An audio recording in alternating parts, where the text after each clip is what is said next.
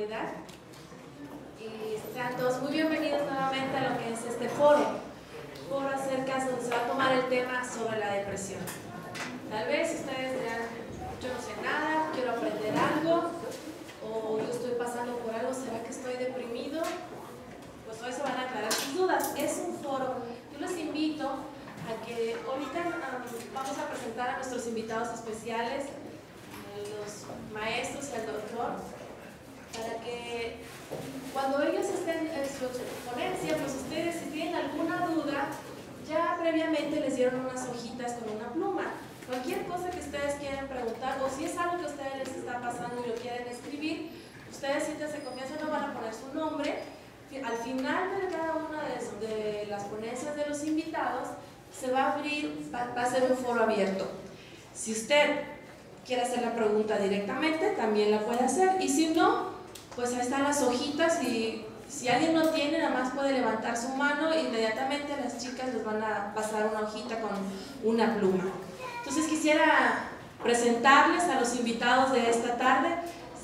Para esto me va a ayudar el Daniel Corona. Pasa, por favor. Buenas tardes. Bueno, están nuestros invitados aquí. Les invito a pasar, por favor, tomar asiento aquí en nuestra mesa de ponentes. Adelante. Como les comentaba Gaby, es un foro abierto. Por favor, siéntanse con la libertad de escribir las preguntas. La técnica de utilizar papelitos, pues precisamente ustedes no se sientan evidenciados en algún aspecto, alguna pregunta que puedan considerar compleja. No se preocupen, este foro se ha generado justamente para apoyo a nuestra comunidad. Entonces, les invitamos a que no se contengan, ¿no?, para este tipo de participación de su parte. Bueno, voy a comenzar primero con las damas. Mi profesora de la carrera de Psicología en la Universidad de Valle de México, Ana Isela Valenzuela Lucero. Ella es psicóloga por parte de la Universidad Nacional Autónoma de México. Posteriormente hizo su maestría en Psicología Clínica con enfoque cognitivo-conductual. Posteriormente, en el Instituto Humanista de Psicología Gestalt, hizo psicoterapia Gestalt en pareja, orientación y desarrollo humano. Y actualmente es docente en la Universidad de Valle de México, es psicoterapeuta, y se dedica también al área de capacitación del uso y aplicación de neurofeedback por Neurofeedback Clinic. ¿Okay? Posteriormente tenemos al maestro Sergio Aguilar. Le damos la bienvenida. Él es primeramente licenciado en Filosofía con especialización en Ética y Filosofía del Lenguaje. Cuenta con la maestría en TREC, que es Terapia Racional Emotiva Conductual, y además de su práctica clínica es asesor en diversas organizaciones en materia del desarrollo humano, comunicación y resolución de conflictos. Y por último, gran amigo nuestro, miembro de nuestra comunidad, el doctor José Vázquez. Él es médico psiquiatra, médico cirujano primeramente por la Universidad de Montemorelos. Posteriormente, especialidad en psiquiatría en el Instituto Nacional de Psiquiatría Ramón de la Fuente, por parte de la Universidad Nacional Autónoma de México. Posgrado de alta especialidad en psiquiatría de la adolescencia. Posgrado de alta especialidad en biología molecular y genética psiquiátrica. Actualmente, coordinador de la clínica de genómica psiquiátrica en el Instituto Nacional de Psiquiatría Ramón de la Fuente. Entonces, para comenzar, vamos a invitar al doctor Josué. Que pase, por favor. Tienes tiempo.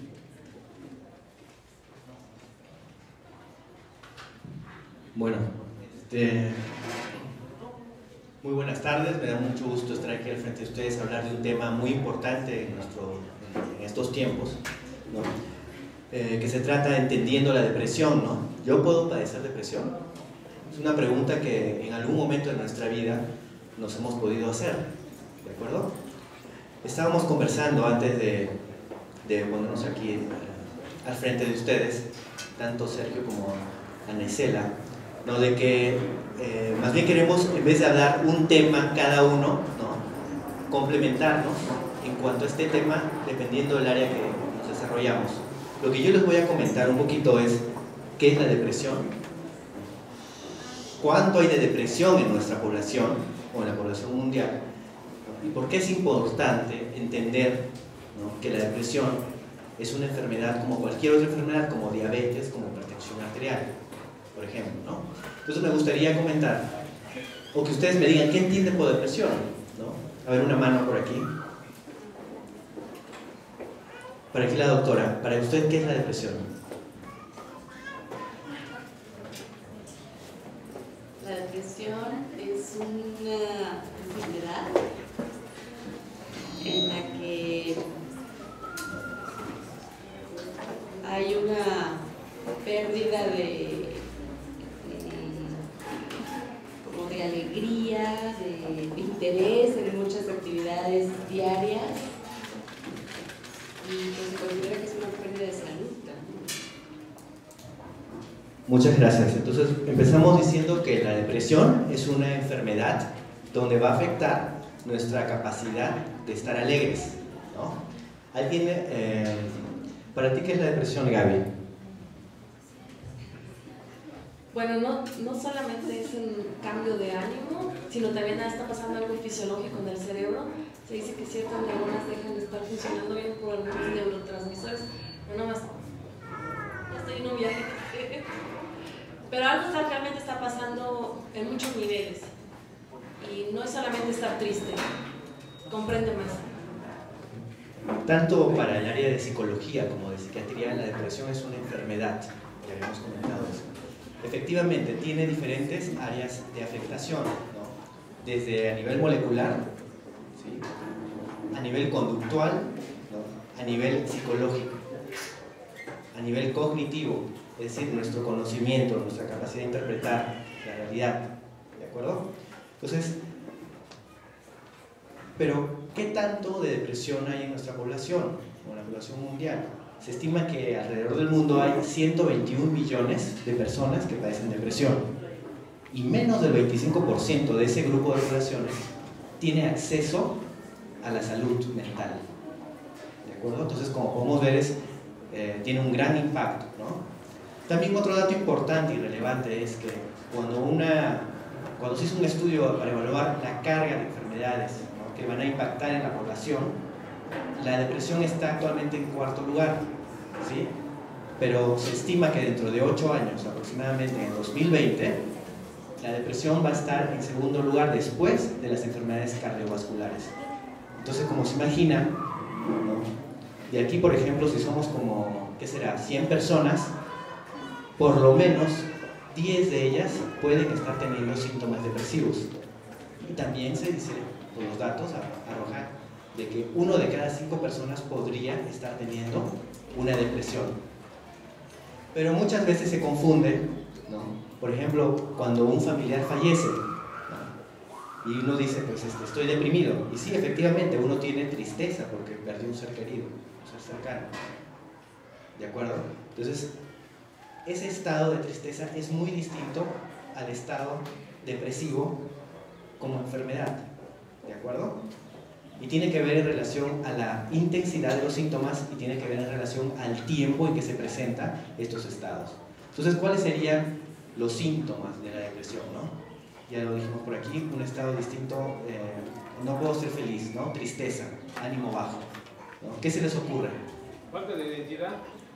Falta de identidad. Podría ser.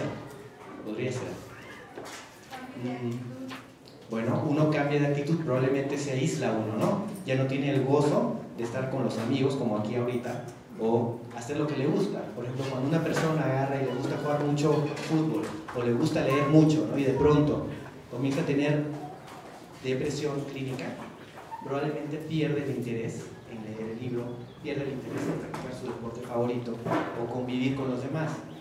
¿De acuerdo? Entonces hay tristeza, pérdida de interés, puede haber cambios físicos, por ejemplo, pérdida de peso. Uno puede llegar a perder de 5 a 10 kilos, por ejemplo. ¿De acuerdo? Puede haber alteraciones en el sueño, por ahí dijeron. Uno puede tener insomnio, es decir, ¿no?, va uno a la cama y está dando vueltas y vueltas, pasa media hora, 1 hora y no puede conciliar el sueño. ¿De acuerdo? Exacto. Hay otro síntoma que se presenta también, que puede ser hipersomnio. Es decir, tengo mucho sueño, todo el tiempo estoy queriendo dormir, no tengo una sensación de que estoy descansando, ¿no? Me despierto, sigo cansado y sigo con sueño. ¿Okay? ¿Qué otros síntomas se les ocurren? ¿Okay? Una baja autoestima, ¿no? Tal vez a eso se refería aquí el hermano, pérdida de identidad, probablemente, ¿no? Una baja autoestima. Siento que no valgo, siento que pues no soy interesante para los demás, ¿sí? Pero también puede haber otros síntomas. Falta de capacidad, ¿okay? En sus actividades previas, probablemente que hacía la persona, ¿no? También puede haber irritabilidad, ¿sí? Exacto, puede haber irritabilidad, ¿no? Puede estar uno inquieto. La depresión no viene sola, viene con síntomas también de ansiedad, ¿de acuerdo? Inquietud, desesperación. Bueno, estos síntomas a la par van a ocasionar de que uno no pueda realizar las actividades que normalmente hace, ¿sí? Y estos síntomas se tienen que presentar por lo menos, ¿no? 2 semanas, pero se presentan todos los días la mayor parte del día. Es decir, si un día me siento muy triste, ¿no? Probablemente es por alguna razón, ¿de acuerdo? Me reprobé un examen, me robaron el coche, ¿no? Entonces puede ser, pero si el estado de tristeza y el ánimo bajo, ¿no? Se presentan todos los días, la mayor parte del día, por lo menos 15 días, podríamos estar hablando de una depresión, ¿sí? Por lo menos tenemos que tener 5 de todos los síntomas que hemos mencionado, principalmente ánimo bajo y esta pérdida de interés, ¿sí? Para poder decir probablemente este tipo de depresión. Ahora, la depresión se presenta alrededor entre varía dependiendo del estudio, pero en la población general entre un 10 a un 15%, ¿de acuerdo? Y en los niños y adolescentes se presenta entre un 5 y un 10%. Pero aquí hay algo muy importante. ¿La depresión afecta igual a hombres que a mujeres? ¿Y ustedes qué creen? ¿Por qué no?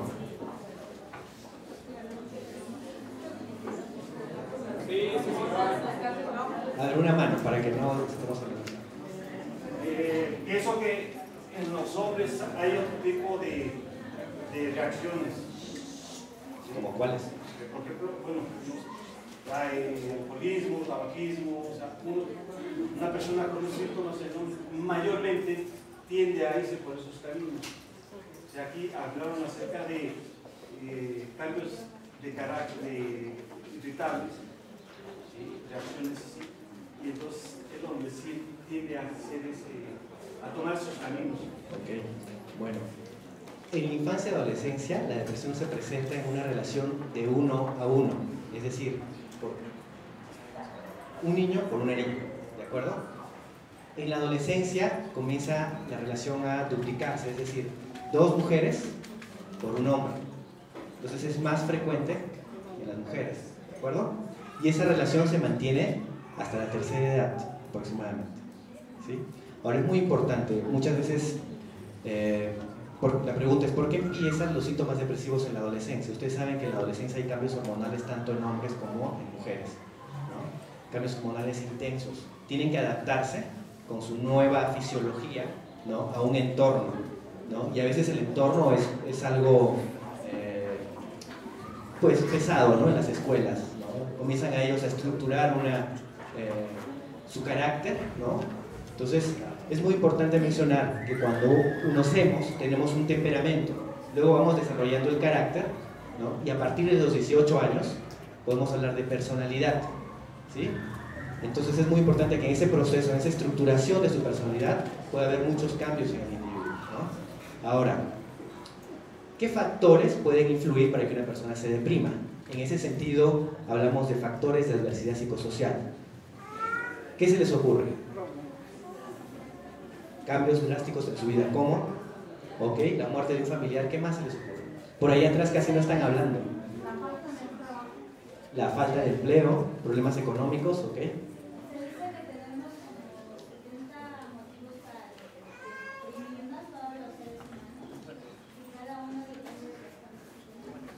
De esos 70, dime uno. ¿Ok? El desempleo, el divorcio, ¿qué más por ahí? El divorcio. Disfunción familiar, por ejemplo. Los malos hijos de la casa. Okay. Cuando los hijos se van de la casa, ¿no? Y tienen un síndrome, ya seguro nos van a hablar. Okay. Bueno, cuando hay abuso psicológico, cuando hay abuso físico, cuando hay abuso sexual, ¿no? Son factores, ¿de acuerdo? Cuando uno no ha sido bien cuidado, ¿no? Una falta de un problema en la crianza, por ejemplo, pueden ser factores para que una persona desarrolle depresión, ¿sí? Pero ahora, ¿cuáles son los tratamientos que hay? Yo he escuchado que algunas personas dicen, la depresión se te quita sola. Otros dicen, el problema que tienes ahí un conflicto con tu fe, ¿no? Algo has hecho, ¿no? Entonces ahí la persona comienza a sentirse culpable y ese es otro síntoma de la depresión. El autorreproche, ¿no? Una culpa no óptima, ¿sí? Otros dicen, no, lo que pasa que te han hecho brujería, ¿no? Yo he escuchado eso en la consulta, ¿no? Entonces van al chamán y luego que se sienten peor regresan con el equipo de salud mental, ¿no? Entonces, ¿qué tratamientos ustedes conocen? A ver, por aquí. Iba a decir algo, diga. Antes de eso, ¿será que desde niños ya tenemos ¿será que desde niños ya tenemos esa tendencia a deprimirnos más que los demás si tenemos un familiar que se deprimió, un papá, una mamá? Muy buena pregunta. Ahí vamos a otro factor, antes de pasar al tratamiento, que es el heredado, ¿no? Hablan de la genética, por ejemplo. Entonces, lo que yo les podría decir en este momento es que definitivamente hay evidencia de que hay factores genéticos asociados, ¿sí? Sin embargo, el factor genético en la depresión no es muy fuerte. Si hablamos de 0 al 100%, un 20 a 30% es debido a factores que tienen que ver con la genética. El 80 a 70% tiene que ver con el entorno, ¿no? Y nuestro principal entorno es la familia, nuestra comunidad, el país, etcétera, ¿no? Y todos los factores que, pues, que en algún momento estemos relacionados. Puede haber un evento traumático, ¿no? Como la pérdida de un ser querido, etcétera. ¿De acuerdo? Pero qué bueno que lo veo. Entonces, ¿qué tratamiento ustedes consideran que existe? ¿Qué tratamientos? La alimentación, por ahí mencioné. Básico es la alimentación para empezar a nutrir el cerebro. Ok. Aquí la hermana nos comenta que una adecuada alimentación es básica, ¿no? Para empezar el tratamiento de la depresión. Y estoy de acuerdo con ella. No solamente la alimentación, sino también el ejercicio físico. El ejercicio físico y una buena alimentación hace que en nuestro cerebro secreten sustancias que nosotros le llamamos neurotrofinas, ¿sí? Que son literalmente, es como si le estuviéramos echando, imaginemos una planta, una maceta y hay una plantita que se está secando y le echamos agua. ¿Qué pasará con esa planta? Bueno, va a florecer probablemente. Imaginemos que la planta es una neurona y las neurotrofinas es el agua que le estamos echando, ¿de acuerdo? Las neurotrofinas tienen esa capacidad de renovar terminales nerviosas y haciendo ejercicio, alimentándonos bien, las neurotrofinas se incrementan, ¿de acuerdo? Bueno, sin embargo, no es suficiente para un adecuado tratamiento. Hablábamos que hay diferentes niveles de la depresión, a nivel molecular, a nivel psicológico, conductual, ¿no? Entonces, es necesario, ¿sí? Si una persona tiene una depresión clínica, iniciar tratamiento farmacológico. No se asusten, ¿no? Porque generalmente cuando uno dice va a necesitar tratamiento farmacológico, dicen no, eso no lo quiero tomar porque genera dependencia. Nunca lo voy a poder dejar. ¿Alguno de ustedes ha escuchado eso? Levante la mano. Uy. Ok. Y a ver, una mano de los que dijo, ¿de quién escuchó eso? Ahí atrás. Bueno, pues yo tengo depresión clínica y cuando empecé yo con el tratamiento yo dije eso, o sea, yo dije no, porque me voy a hacer adicta a los fármacos. Y la verdad es que mi vida fue una antes del tratamiento clínico porque lo necesitaba y después del tratamiento clínico. O sea, es muy diferente. Okay. Y es un tratamiento que creo que voy a estar mínimo 6 meses en el tratamiento. Y después de esos 6 meses, poco a poco me van a ir retirando el medicamento. O sea, no es como que ya de por vida, los años y para siempre. O sea, no. Pero sí hay muchos tabúes, incluso cuando uno dice, tengo depresión, voy al psiquiatra, es así como que, uy, ¿no? ¿Quién sabe qué habrá hecho esa persona? Exacto. Sí hay muchos tabúes aún, pero la verdad es que el tratamiento clínico es indispensable, el tratamiento farmacológico es indispensable para una persona con depresión clínica. Ok, muchas gracias. Entonces, ¿los antidepresivos generan dependencia? ¿Todavía hay dudas? ¿Sí o no? El tratamiento antidepresivo no genera dependencia. Hay personas que por la severidad del cuadro clínico, del cuadro depresivo, necesitan tomar el tratamiento por mucho tiempo, muchos años. ¿De acuerdo? ¿Ok? Pero son casos particulares.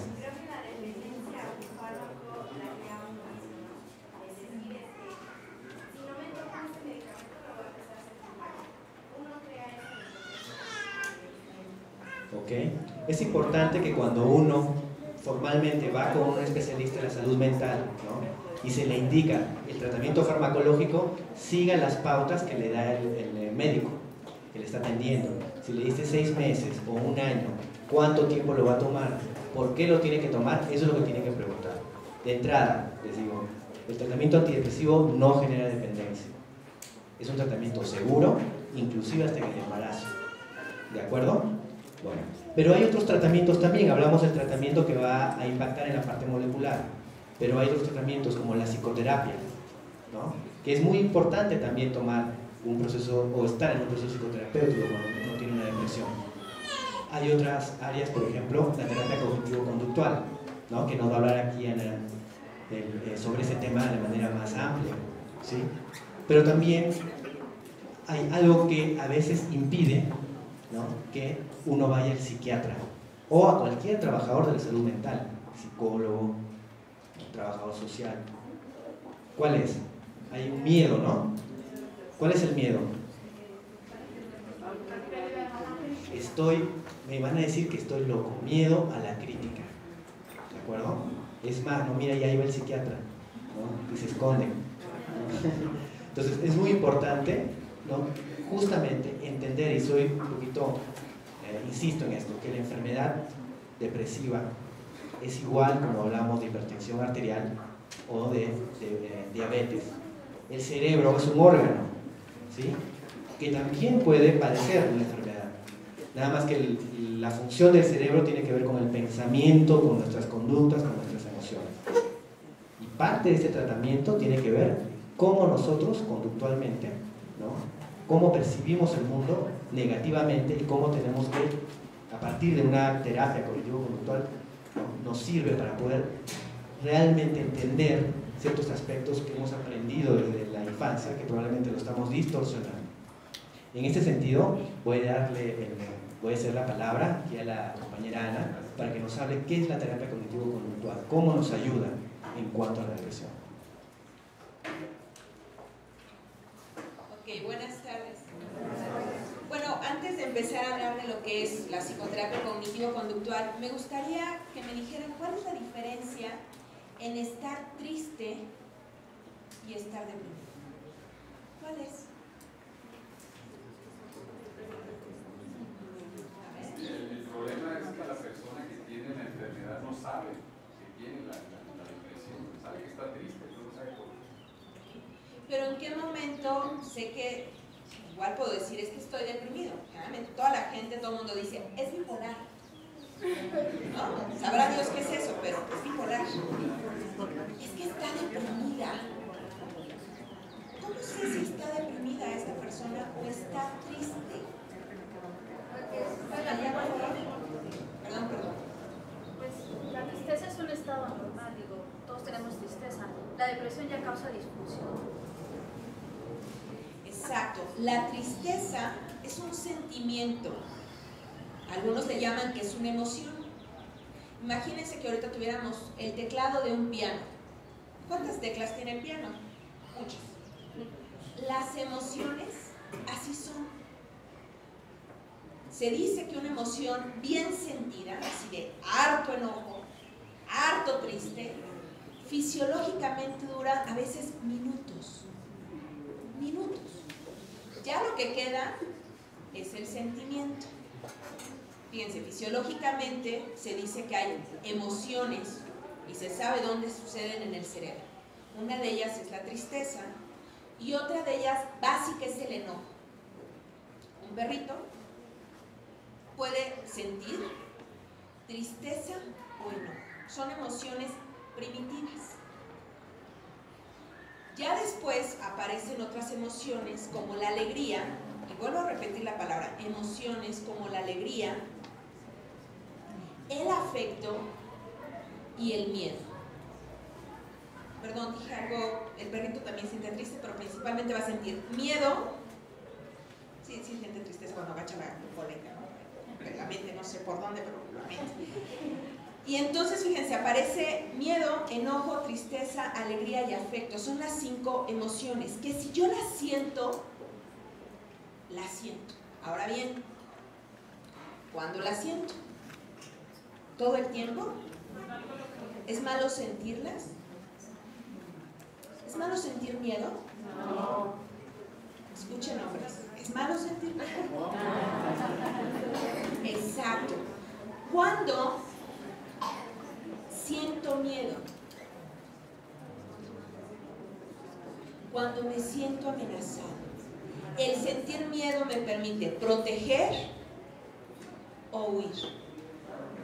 Emoción básica. Cuando siento enojo. Cuando alguien invade mis límites. Yo voy acá en el metro, y ya saben, la comadre de al lado va encima de mí. Y si yo digo, ay, pobrecita, viene cansada, pues llega un momento en que tengo que decir, señora, va encima de mí. Y necesito sentir en ese instante enojo para poner un límite. ¿Cuándo siento alegría? ¿O para qué sentir alegría? Veo receta para dormir a un niño. Háganle cosquillas. ¿A poco no? Le hacen cosquillas al niño y luego le dicen, duérmete. Y el niño está, no papá, no mamá, hazme cosquillas. Porque la alegría nos energetiza. El afecto nos vincula. ¿Y la tristeza? ¿Y la tristeza? No, qué bueno que lo dices, no nos deprime. La tristeza es una emoción que me permite vincularme conmigo. Estoy triste, ouch. Quiero estar un ratito conmigo. Quiero venir al templo. Ouch. La tristeza es una emoción que me permite vincularme. Si la toco como el piano, cuando la tengo que tocar, después de la tristeza vendrán otras emociones. ¿Sí soy clara en la diferencia entre triste y depresión? Depresión es un cuadro clínico que viene una parte, además de las causas que mencionaba Josué, que yo creo que es donde más nos estacionamos todos.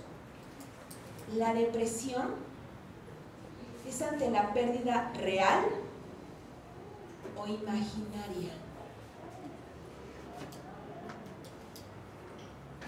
Eso lo hace más difícil. Porque al ser imaginaria, es que debería, es que si hubiera, es que si a mí no, y todo es hubiera, debiera, si pasara, y es donde nos empezamos a deprimir y empezamos con todos estos síntomas que ustedes bien mencionaron. La tristeza es parte de uno de los síntomas, pero no porque esté un día triste ya estoy deprimido. La depresión, ya lo dijeron, problemas para dormir, problemas para comer, Problemas para sentirme, hace rato decía el Señor, de identidad. Quizás el síntoma más preciso es falta de realización.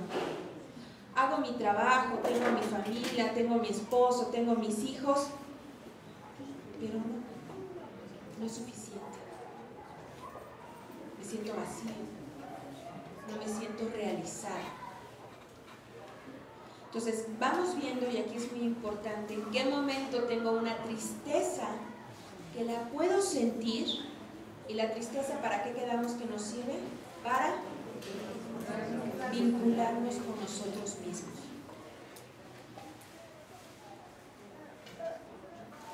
¿Sí? Ahí viene la cuestión terapéutica. Les voy a contar un cuento sufi, no sé si algunos lo han leído, que hablan acerca de estos dos sentimientos, emociones, que se confunden, que es el enojo y la tristeza. ¿Todos los tenemos claros? A ver, veremos. Imagínense un lugar hermoso, bosquecito, un laguito, florecitas. ¿Qué lleva caminando un día la tristeza? Ya saben, cuando estamos tristes así como despacito, leve. No me acelero. Eso es cuando estamos tristes. Entonces, ve el agua, la tristeza, y dice, a ver, toca la tristeza el agua y dice, bueno, se quita su ropita, la dobla, porque ya saben que cuando estamos tristes todos lo hacemos despacito, ¿no? Guarda la ropita ahí, se mete al agua, solita, y de repente escucha que alguien llega. Llega el enojo. ¿Cuál enojado? Se quita la ropa, la avienta. Dice, tanto calor que hace, toca el agua y dice, se mete al agua, da 2, 3 manotazos. La tristeza ahí escondidita. Ya saben, no nos gusta que nos vean tristes. ¿A poco cuando estamos tristes salimos? Nos aislamos. Estaba la tristeza escondida. Entonces el enojo, como cuando estamos enojados, no me hallo, me voy, se sale, se pone la ropa y se va. Pues la tristeza que estaba ahí escondida sale, ya no hay nadie, sale del agua y se da cuenta que alguien se ha puesto su ropa. Pero cuando estamos tristes, estamos avergonzados, no queremos que nos vean, y mucho menos como nos sentimos. Y se pone la ropa, ¿de quién? De él. Y a veces resulta que cuando estamos deprimidos, realmente estamos enojados. Y las vamos confundiendo. No sé si a alguno de ustedes le ha pasado que está muy deprimido o dice estar deprimido y después empieza a echar pestes. Y uno dice, pues no que estabas tan triste, pues no que estabas deprimida, y empieza uno a decir que está enojado, que no le parece. Yo en la terapia he tenido pacientes que cuando llegan con esta situación a terapia porque no están disfrutando la vida, y me dicen, es que creo que tengo depresión. Cuando les digo, ¿qué te tiene enojado? ¿Se imaginan? Exacto, sale todo. ¿Por qué?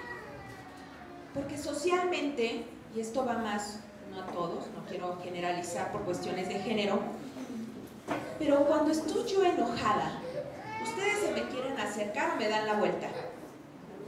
Si me ven enojada, así fúrica, me dan la vuelta. Pero si estoy así, llorando, ¿qué hacen? Socialmente, desde niños, pues ahorita como adulta, bueno, pero ya desde niños, cuando el niño está enojado le decimos, vete para allá, allá vete a hacer tu berrinche, a mí no me hagas berrinche. Y entonces, yo no sé si el niño está enojado o es la manifestación de su tristeza.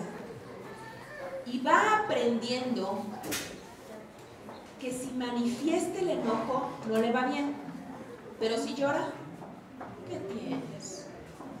¿Qué te pasó? Exacto, como bien dicen acá atrás, nos vamos condicionando, porque socialmente nos es difícil manejar el enojo del otro. A ver, ustedes pueden ver que la otra persona está enojada y no enojarse porque el otro se enojó. Generalmente termina la otra persona enojada, está enojada. Ay, sí, ¿verdad? Pues ni que todo te pasara a ti. Mira, ve lo que te está pasando. Y empezamos a agredirlos. De entrada, porque creo que si está enojado, es conmigo. Y yo ante su enojo no sé cómo reaccionar, y entonces me enojo porque llego enojado. Ah, si vas a llegar enojado, mejor ni llegues.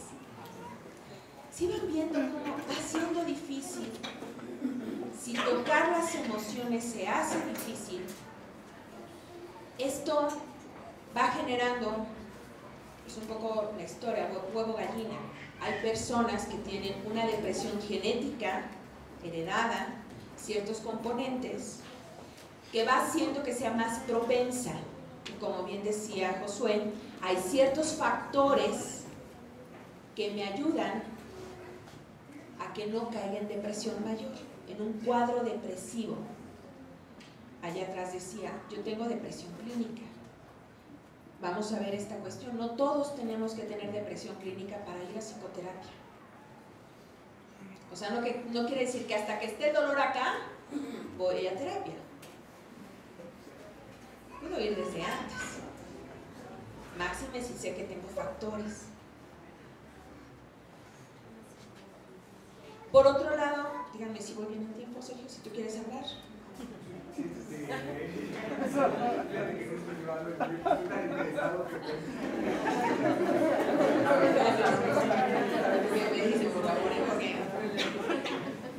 Igual acá si ya los aburrí, con todo gusto alternamos. Hasta aquí me gustaría saber si alguien tiene una duda, comentario para entrar. El diagnóstico de depresión, o sea, ¿puedo sentirme yo triste o estar triste? O que alguien esté triste y yo le diga que tú tienes depresión. Pero debe de haber criterios diagnósticos o el manual de psiquiatría, no sé. Claro. O bien, ¿quién lo hace? En este caso, el psiquiatra. O sea, me imagino que hay diferentes tipos de depresión, de acuerdo al tiempo.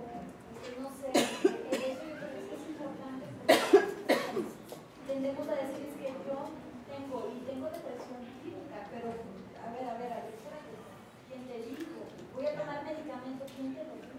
O sea, exacto, y creo que eso es un punto muy importante, y si no, me corriges.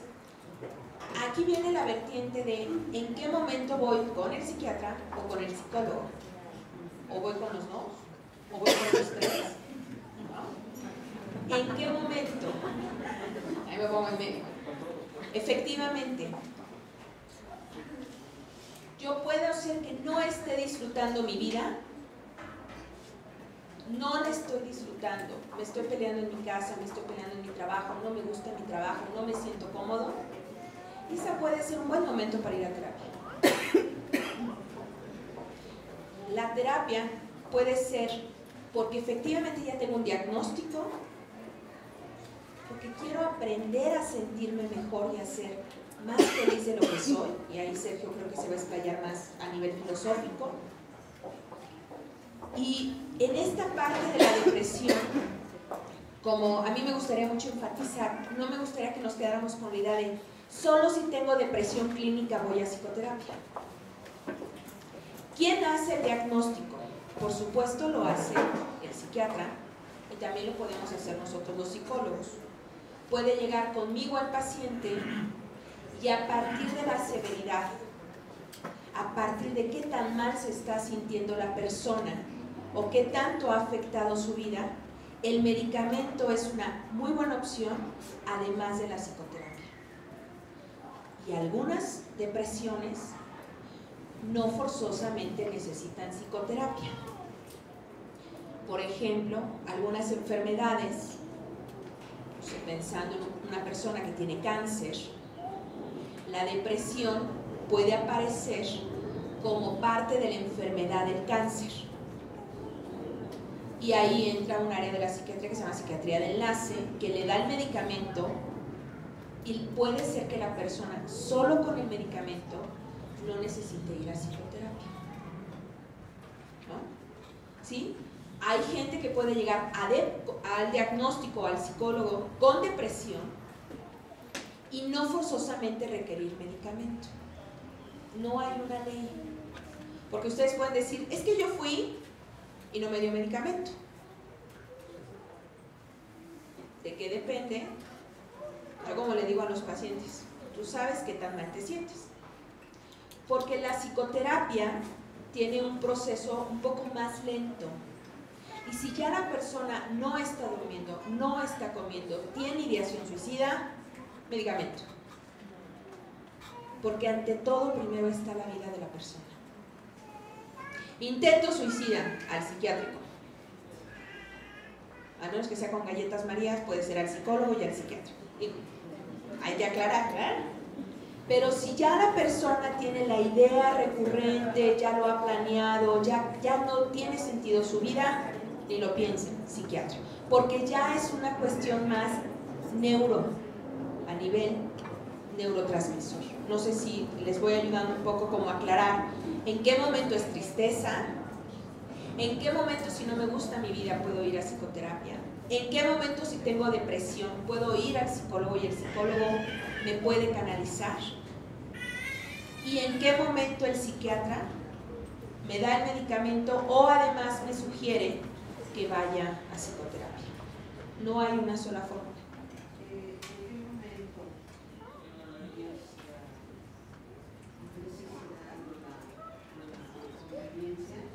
De un tratamiento combinado.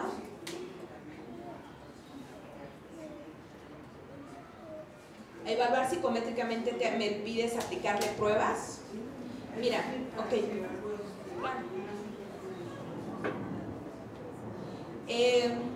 Híjole, en mi práctica, si la persona me dice, no como, no duermo, siento que mi vida no vale, ya estoy haciendo el diagnóstico y ya estoy aplicando la escala de Hamilton, que es una escala autoaplicable, pensando ya en cuestiones, ella me está preguntando como ya más cuestiones técnicas. Porque si la persona está deprimida y me platica que no come, que no duerme, que ya no está disfrutando la vida, y yo le digo, a ver, contesta el cuestionario para ver si estás deprimido, es ojo clínico, pero además, pues ya la persona misma me está diciendo, ahora, ¿en qué momento puedo aplicarle pruebas psicológicas? Las pruebas psicológicas tienen muchas aplicaciones. Una de ellas es, pues quiero ver cuál es su personalidad y cuántos de aquí están deprimidos. Pues a ver, para conocer cuántos están.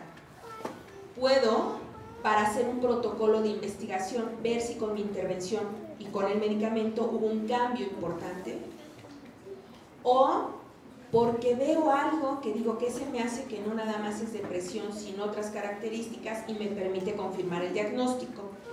Y aquí viene un tema importante. La depresión, como todas las enfermedades psiquiátricas, y Josué no me dejará mentir, no son egoístas.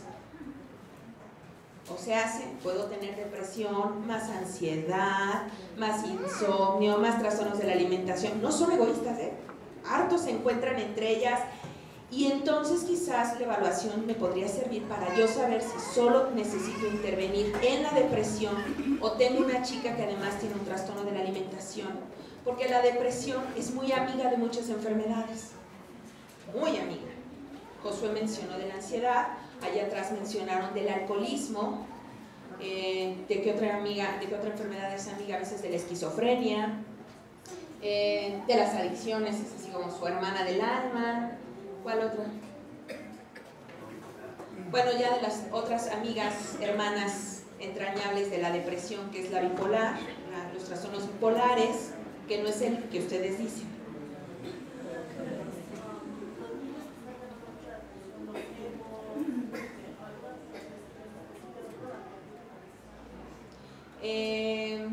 No todos los hemos padecen depresión.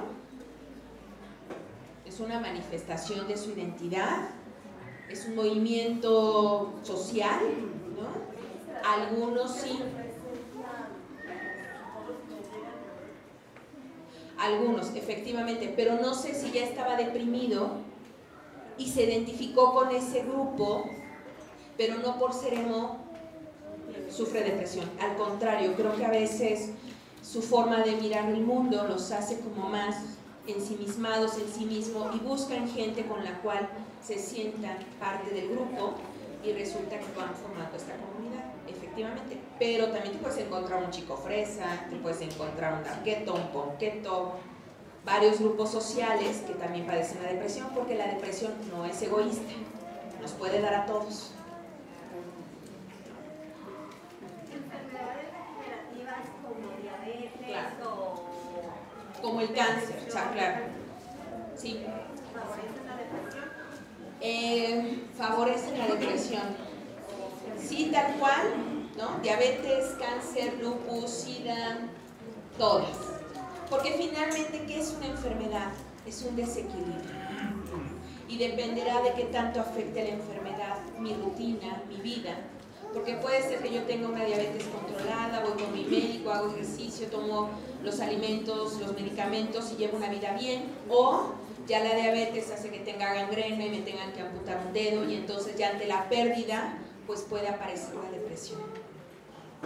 Oye, yo tuve una separación y a mí la persona con la que fui me decía que era más fácil que me saliera de la tristeza y me pasara el enojo, que porque era más fácil que del enojo brincara la felicidad y no de la tristeza al enojo. O sea, que era más fácil que de estar deprimida, era que no quedara con mi depresión, que era más fácil que me enojara y que del enojo pasara a la felicidad que estar no deprimida. Entonces, que tú hablabas del enojo, pues a mí me resultó más estar enojada, o sea, enojarme de la situación, porque era más fácil para mí estar enojada y de mi enojo, pues poderme, como decir, estaba enojada y tenía más ganas de vivir, o sea, tenía más coraje por estar deprimida. Entonces, en mi caso, con lo que a mí me funcionaba, porque me acuerdo que me decían, es más fácil que de la depresión, o sea, si estás deprimida no vas a querer vivir, es mejor que del coraje que tienes, de la frustración de esa pérdida que sufriste, te enojes, porque el enojo te va a dar armas para vivir. A mí, bueno, en mi caso funcionó. Claro. Es una técnica, ¿no? Como lo estamos platicando, ¿no? Hay que checar si lo que estás sintiendo es tristeza, o enojo disfrazado de tristeza. Y cuando es así funciona. Ahora, si la persona está triste, que se sienta triste, porque ha perdido algo importante y porque eso le va a permitir vincularse consigo misma, volverse a encontrar. Entonces, yo como les digo, ninguna emoción es mala. Justo con eso empecé. Son emociones básicas que todos sentimos, que el bebé siente desde el primer mes de vida y que nos acompañan a lo largo de la vida. Es un piano, es un teclado, que no puedo tocar solo tristeza, porque imagínense va a sonar tum. Para tocar una canción necesito tocar muchas, no solo una.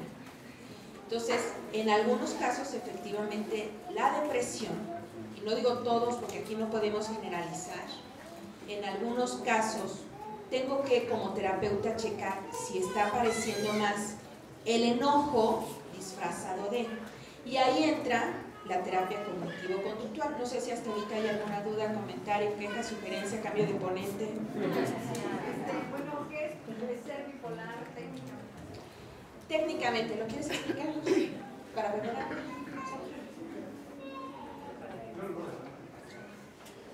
Bueno, rápidamente porque nos estamos saliendo de esta parte, ¿no? Pero en general, vamos a encontrar trastornos afectivos. Dentro de los trastornos del afecto está la depresión, está el trastorno bipolar, caracterizado por fluctuaciones en el estado de ánimo, es decir, periodos de felicidad, pero no una felicidad habitual, como la que están los más cercanos acostumbrados a vernos, sino un estado de euforia, en la cual uno puede tener muchos planes, muchas ideas de grandiosidad. De pronto me siento que soy el pastor de la iglesia, ¿no? Y no soy. ¿De acuerdo? Luego comienzo a gastar dinero, es un estado de manía, ¿de acuerdo? Puedo gastar más dinero de lo que realmente puedo gastar, ¿no? Puedo vender mi ropa, un estado de emoción, euforia, ¿de acuerdo? Puede haber irritabilidad inclusive. Eso se contrasta con episodios de mucha tristeza, episodios depresivos, con mucha melancolía, ¿no? Que realmente nada me motiva. Son como episodios depresivos mucho más intensos que una depresión mayor o un episodio depresivo o depresión clínica también le podemos llamar, básicamente. Entonces es muy importante que nos enfoquemos ahorita en la depresión, ¿sí? A modo de repaso, ¿la depresión es una enfermedad, sí o no? Sí. Okay. La depresión tiene muchas causas, es decir, es multifactorial, hay muchos factores que nos dan como resultado la depresión. Hay factores genéticos, psicológicos, sociales, ¿no? Biológicos, ¿de acuerdo? Y el tratamiento va enfocado desde los fármacos que nos ayudan a regular químicamente nuestros propios neurotransmisores, como serotonina, norepinefrina, noradrenalina, dopamina, ¿de acuerdo? Pero también el fármaco más una psicoterapia, le llamamos asesoría también, o consejo, puede influenciar para que nuestro cerebro también se vea beneficiado. Es decir, la psicoterapia también va a generar de manera más lenta cambios químicos en nuestro organismo, ¿de acuerdo? Entonces, la suma del fármaco más una terapia, ¿no? Es como la fórmula para tener una mejor respuesta al tratamiento de la depresión. La depresión es algo que se puede hacer crónico, puede ser agudo, pero también se puede hacer crónico. Es decir, puede tener 2 años con depresión o más tiempo. Entonces, lo que nos decía aquí Ana, ¿no? Cuando uno comienza a tener ciertos estados de ánimo, ¿no? Ciertos problemas, como uno puede manejar, no necesariamente tengo que tener un episodio depresivo, ¿no? Pero es importante, si no me estoy sintiendo a gusto, acudir con un terapeuta, ¿no? Para que me ayude. Eso puede ser hasta preventivo inclusive de caer en una depresión. Si yo no me trato adecuadamente un episodio depresivo mayor, ¿sí? Una depresión clínica, tengo más riesgo de tener otro episodio, y si no me trato adecuadamente, otro episodio, porque fluctúa a lo largo del tiempo, ¿sí? Puedo estar deprimido y de pronto dice, yo salí sin ni siquiera fui al médico y salí, ¿no? Entonces tiene más riesgo de tener otro episodio. No necesariamente para caer en depresión tiene que haber algún problema. Muchas veces todo está bien en nuestro entorno y me comienzo a sentir triste. Probablemente hay razones que se tiene que trabajar en terapia, ¿sí? Pero más podremos pensar que es algo ahí predominantemente más biológico, ¿no? Que tenga que ver probablemente con los genes, ¿sí? Bueno, ese es el resumen. Ahora le voy a dar el micrófono a Sergio.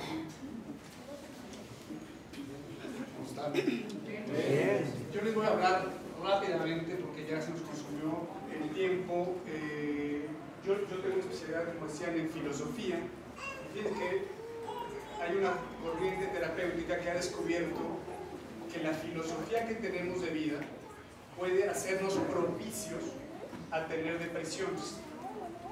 Y hay hay un conjunto de errores de pensamiento que podemos tener. El pensamiento puede ser o nuestro mejor aliado o nuestro peor enemigo.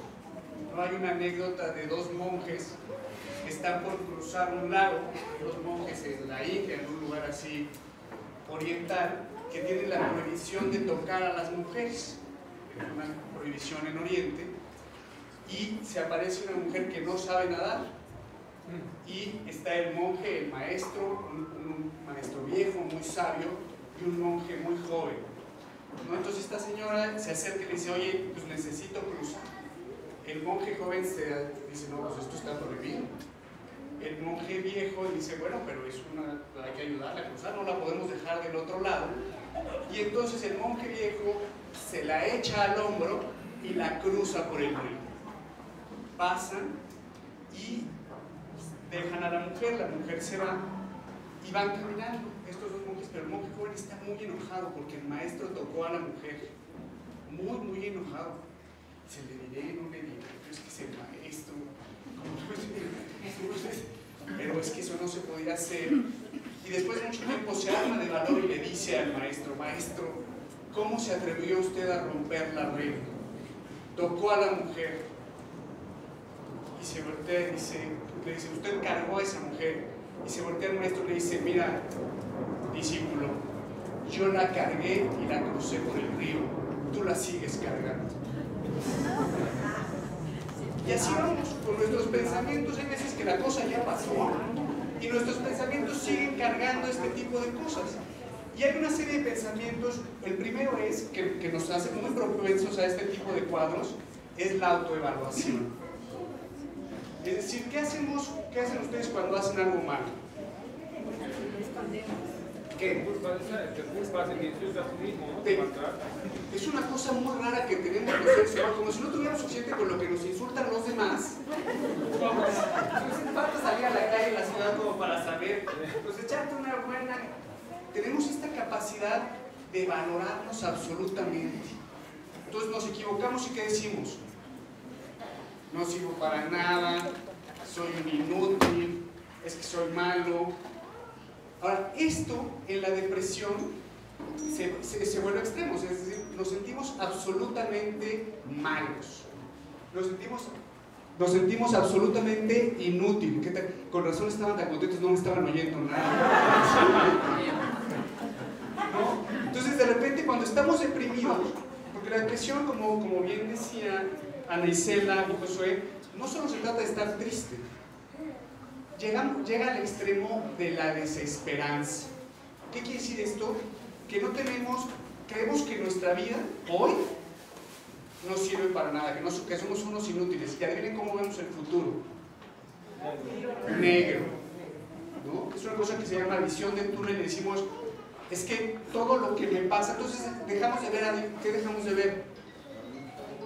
Cualquier cosa buena que pasa, la dejamos de ver, porque solo podemos ver lo malo. Ahora, si a eso le agregamos que nosotros nos autoevaluamos, imagínense cómo se va sintiendo uno. Y eso provoca mucha vergüenza, porque si nos sentimos unos inútiles, ¿qué queremos hacer? Queremos que nadie nos vea, queremos que nadie nos juzgue como inútiles. Ahora, el valor del ser humano, y eso es lo que una de las cosas fundamentales de la terapia, es que el valor del ser humano no se puede juzgar, porque podemos equivocarnos muchas veces y eso nos hace malos. Podemos hacer las cosas bien muchas veces y eso nos hace buenos. ¿Qué nos hace? ¿Más capaces de hacer una cosa o menos capaces de hacer una cosa? Entonces la primera cosa que queremos hacer es ojo, porque si tendemos a autoevaluarnos y a juzgarnos y a no distinguir que nuestras acciones de nuestro ser, cuando una circunstancia de este tipo nos pasa, pues nos venimos abajo. Ahora, la otra cosa que tendemos a hacer los seres humanos, que también es muy rara, es absolutizar. ¿Qué entienden ustedes por absolutizar? Exacto. En el mundo hay dos tipos de personas, los buenos y los malos. Y yo cuando me pongo del bando de los buenos, ¿cómo me siento?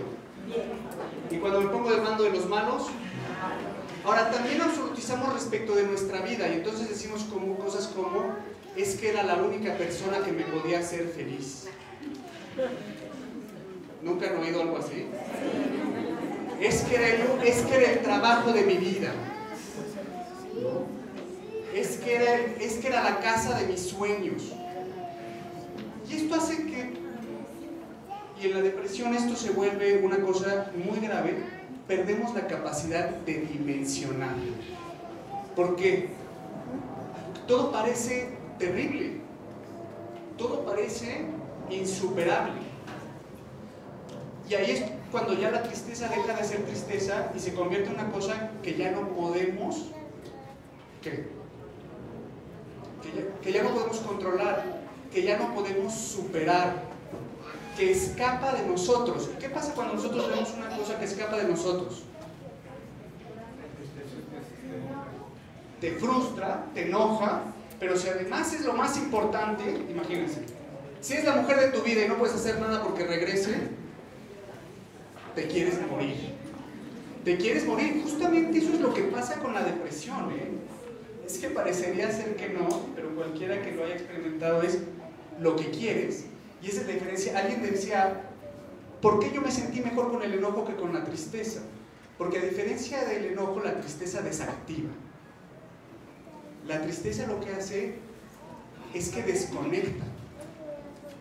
Y el último grado de tristeza, que es esta melancolía absoluta, es cuando una persona ya no puede hacerse cargo de sí misma. Hay un fenómeno que los médicos lo conocen muy bien, que es el fenómeno de neotenia. O sea, el depresivo grave es como un bebé. Porque cualquier cosa para él es insuperable. Entonces, dimensionar. ¿Qué es lo que hace uno en terapia? Y generalmente, como decía Anicela, ojalá lo pueda hacer uno antes de entrar a una depresión, es aprender a uno, no evaluarnos. Podemos evaluar nuestras acciones. ¿Para qué sirve evaluar nuestras acciones? Para mejorarlas. Claro, pues si yo quiero ser una mejor persona en esto, en esta cosa, la única manera de mejorarla es verla, decir, oye, esto no me está sirviendo, ¿cómo lo cambio? Ahora, por alguna extraña razón, el ser humano hace un salto mortal, ¿no? Ve una acción buena y se siente que superhombre, supermujer, ya lo puedo todo. Y ve una acción mala y de repente dice, ya no sirvo para nada, ya no valgo nada. ¿O no? ¿A ustedes no les pasa? A lo mejor nada más me pasa a mí. El raro soy yo. Ahora, ¿qué pasa cuando uno no tiene esta capacidad de evaluar las acciones y no a la persona que no se puede aceptar? Y sabe que, y además fíjense qué inteligentes somos los seres humanos. Cuando lo hacemos respecto a nosotros mismos, adivinen cómo somos con los demás. Igualitos. Igualitos. Entonces ya viene el pobre, alguien que ya se equivocó, bueno, ya hizo una cosa fatal, y aguas, ahí viene el desgraciado. No, desgraciado. Pues. El mataperros, aguas, ¿eh? Exactamente, el mataperros, el abandona mujeres, el que le pega a los niños. Y tendemos a hacer estas etiquetas, y estas etiquetas son las que nos impiden a nosotros estar en paz. Y estar en paz también cuando tenemos un problema de esta naturaleza y buscar ayuda. Entonces la autoevaluación, la otra es dimensionar. Y para dimensionar tenemos que aprender a no pensar en absolutos, ¿no? Es bien complicado no pensar en absolutos porque pensemos, o sea, ¿qué piensan las mamás que piensan de los hijos? Es que son todo para mí. Y entonces, ¿qué pasa cuando se van los hijos? ¿No? Ahora, no es que los hijos, no es que cuando los hijos, hay gente que empieza a vivir cuando se van ya se había tardado, ¿cómo le hacen para demandarlo que ya se fue que a sus 40 ya como que esperaba que a los 40 dijera, bueno, ya se empezaba a ir. Ahora, si no tenemos esta capacidad de ver que los hijos son parte importantísima de nuestra vida, pero no son nuestra vida. La pareja es parte importantísima de nuestra vida, pero no es nuestra vida. ¿Sí? Y entonces, aprenden uno a dimensionar. ¿Sí ven lo que tiene que ver esto con la depresión? Porque este tipo de pensamientos lo que hacen es que las depresiones, que son biológicas y se tratan con medicamentos, se vuelvan eternas. Porque aunque nos curemos de lo que nos sentimos mal, ¿qué pasa? Seguimos pensando igual. Como el monje joven, seguimos cargando el mismo pensamiento. Y seguimos pensando que nuestra vida es miserable porque eso ya no es, esto que nosotros decíamos que era lo máximo, ya no está. ¿Se les ocurre algún otro ejemplo?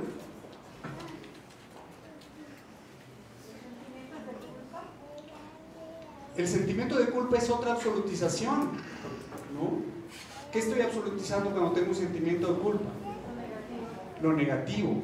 Y además lo estoy haciendo respecto de toda mi persona, ¿no? Es como este sentimiento de impureza. Y cuando uno ya no hay nada que hacer. Y cuando ya no hay nada que hacer, pierdes la esperanza, ¿no? Yo creo que este tema es un tema importante en el tema de la depresión, es que ya uno no ve por dónde.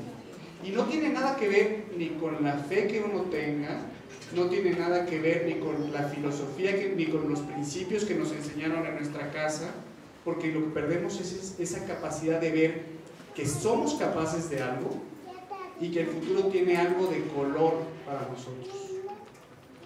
Y básicamente esa es como las irracionalidades generales en el tema del depresivo, que están asociados a la pérdida de la capacidad de acción. Ojo, el depresivo no es el que está muy triste, y lo decía alguien, es el que su tristeza le impide funcionar. Las emociones están diseñadas ¿para qué? ¿O es malo tener emociones? ¿Para qué están diseñadas las emociones? Para moverse. Emoción viene del latín moverse. Motion es movimiento. ¿Qué pasa? Tenemos un problema cuando ya no tenemos movimiento y el depresivo pierde la capacidad de moverse, se paraliza, lo cual hace que si uno tiene estos pensamientos, se vuelven más graves. ¿Sí? Entonces es la parte más filosófica de la salud. No sé si tengan alguna pregunta. ¿Cómo se llama la corriente de la filosofía que tú estás ahorita? Yo hago terapia racional, emotiva, conductual, que justamente lo que tiene hay un principio filosófico que dice: no son las cosas las que nos afectan, sino lo que pensamos de las cosas. No hay ninguna realidad que sea tan grave, tan grande, por la que tengamos que estar deprimidos. Nosotros lo hacemos una actividad depresiva. ¿Al qué? A no dimensionar, a darle un peso que la realidad nunca tiene. Pero nosotros, y en ese sentido, el pensamiento es un arma de dos filos. No, nos ayuda a dimensionar y a poner las cosas en perspectiva, o hace que el mundo se nos venga encima. Eso. ¿Alguna otra pregunta? Pues si quiere paso a Marisela, que nos va a hablar de la parte más, esta es la parte más cognitiva. Hay una parte de las conductas, que Marisela, si quieres nos platicas. Bueno, retomando un poco lo que Sergio nos comentaba, dentro de la terapia racional emotiva, históricamente una de su hermana o prima hermana es la terapia cognitivo-conductual. Sergio ya les platicó un poco que en la terapia lo que trabajamos es las cogniciones, un poco lo que pensamos, y mucho lo que trabajamos desde esta parte es lo que pienso de lo que vivo. Como lo hemos platicado, a veces no es lo que me pasa lo que me hace sentir triste o me deprime, sino lo que pienso acerca de. Si de mi trabajo me despiden, pues yo puedo verlo como una oportunidad para buscar una mejor opción laboral, o puedo creer que soy un fracaso. Y ahí entra la parte cognitiva, que como Sergio nos va comentando es lo que pienso de mí, lo que pienso del ambiente y lo que pienso de mi futuro. Hay un autor que le llama la tríada cognitiva, que están de acuerdo con una persona deprimida: soy un fracaso, ninguno de ustedes me quiere y nadie me querrá. Entonces hablo de mí, hablo del ambiente, que es mi gente, digamos, mi comunidad, mi familia, mi pareja, mis hijos, y bueno, me aventuro a visualizar que el futuro no es halagador para mí. Entonces, dentro de la terapia, con diferentes estrategias, se le ayuda al paciente a que vea qué tan real es lo que piensa. Sergio decía, creencias, que va mucho más allá, y la terapia obviamente no es como lo estamos así platicando tan en corto, va mucho más complejo, porque es meternos en cuestiones aprendidas, que ¿saben qué es lo más grave? Que a veces ni me di cuenta que lo aprendí. Ejemplo, tenemos un gran educador en casa, No, la televisión. Ese lo prenden y no nos damos cuenta, pero recibimos muchísimos mensajes. Nuestros grandes maestros son Pedro Infante, Jorge Negrete, Cantinflas, Chespirito, El Chavo. Y entonces si en la telenovela dice, o la película dice el título de sufre, sufre, sufre, pues yo digo sufro, sufro, sufro. Y entonces ante cualquier problema yo he aprendido que debo de sufrir, o creo que debo de sufrir, ¿no? Entonces, dentro de la terapia cognitivo-conductual, así como dentro de la racional emotiva conductual, que como les digo son muy hermanas, pues, algunos autores que difieren, viene la otra parte que es la conductual. Como dice Sergio y Josué lo mencionaba, una persona cuando está deprimida se inmoviliza, deja de hacer cosas, deja de sentirse capaz de resolver los problemas cotidianos. Y entonces, en la terapia, se le ayuda a que la persona vuelva a desarrollar estas habilidades o adquiera mejores habilidades para resolver un problema, para relacionarse con los demás. Por ejemplo, si yo estoy deprimida porque mi pareja abusa de mí, no como ustedes están pensando, abusa porque quiere que yo haga todo lo que él quiere, pues quizás me hace falta aprender a poner límites, a negociar, a decir no. Y entonces muchas veces entramos en esta cuestión de, bueno, ¿y cómo le voy a decir que no? ¿Y qué tal si se enoja? Ah, bueno, entonces vive todo el tiempo deprimida. Ah, no, ah, bueno. Entonces, ¿qué prefieres? Arriesgarte y decir no. Y posiblemente ni se enoje mi pareja. Me diga, qué bueno que me lo dices porque yo no sabía. Porque uno de los grandes problemas que tenemos es que yo pensé que tú pensabas lo que yo pensé de ti. ¿A poco no pensabas eso? Es que no te quise decir porque de seguro tú... Exacto. Entonces, cuando empezamos a creer que nuestro lector del pensamiento es veraz, yo creo que solamente le atinamos al bebé. O tiene sueño, o tiene hambre, o quiere cambio de pañal, o ya se aburrió. Al bebé. A los 2 años ya no le entendemos. Necesitamos que nos comunique.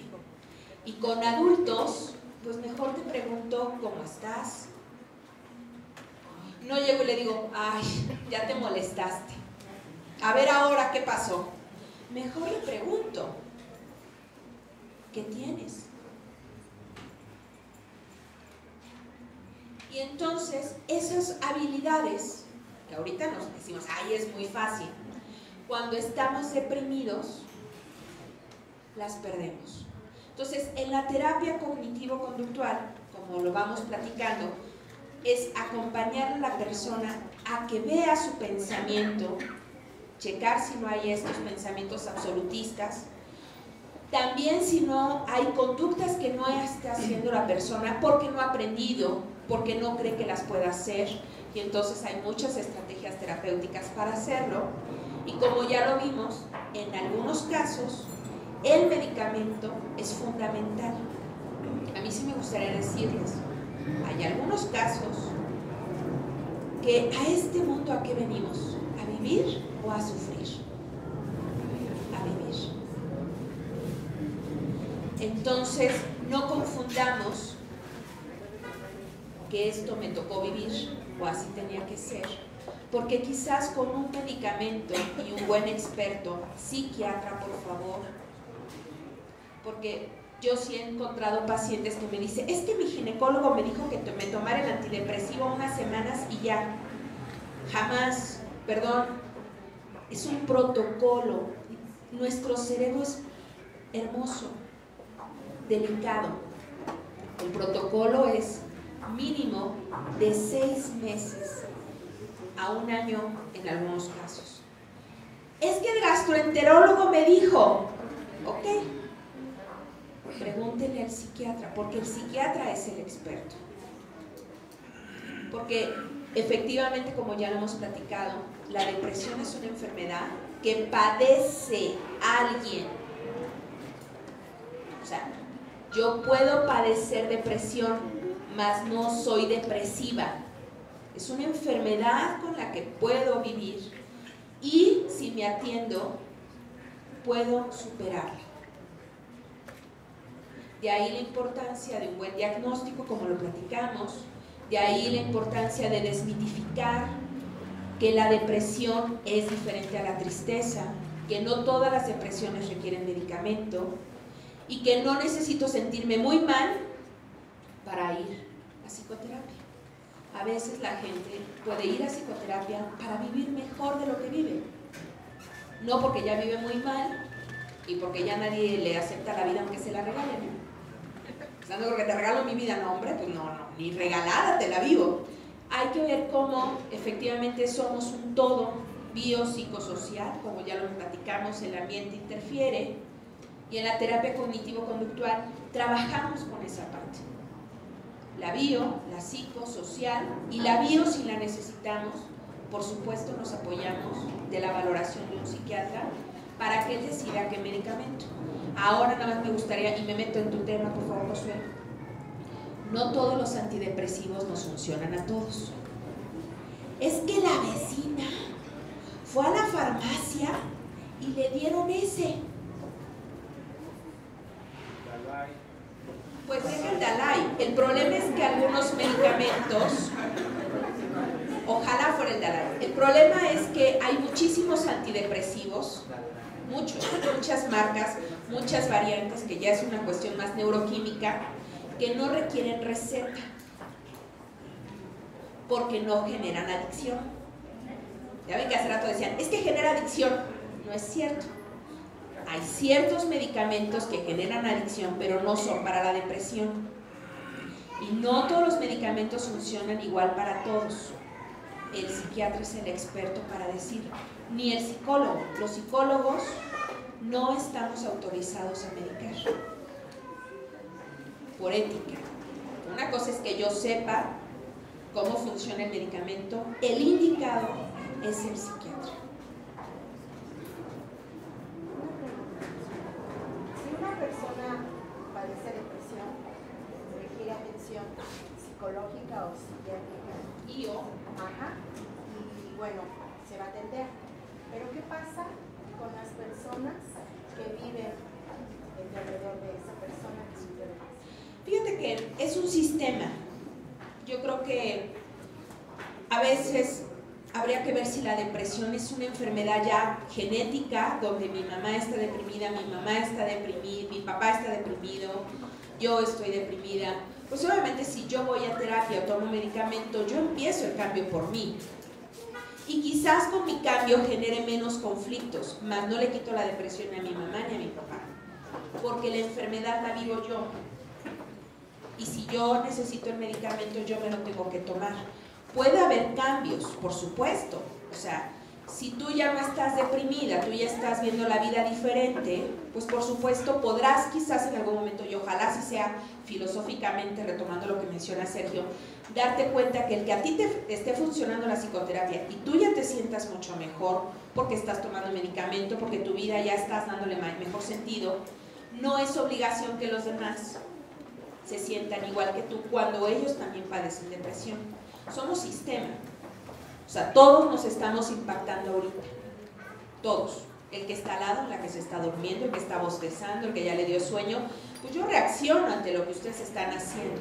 Por supuesto, en la familia sucede lo mismo. Mas si ambos, los tres tienen depresión, vale mucho la pena que tomen los 3 medicamentos. Psicoterapia si así es requerido. Porque ya es una cuestión ambiental y más que nada genética.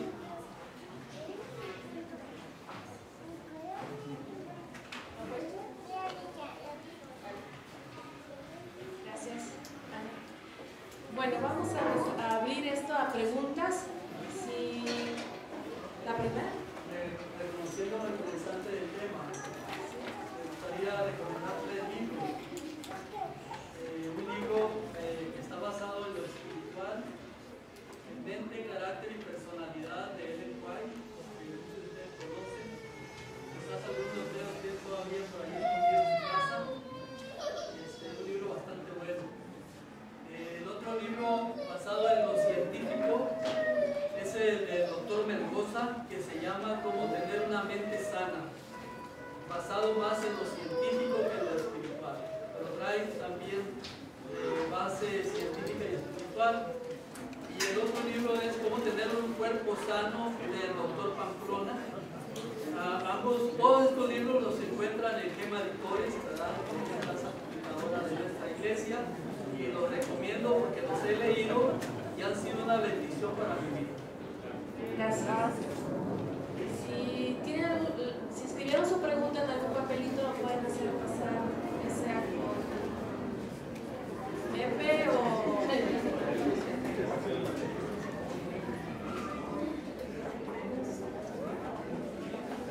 Ok, la primera pregunta es, ¿el estrés es factor para desencadenar la depresión? ¿Quién de los tres?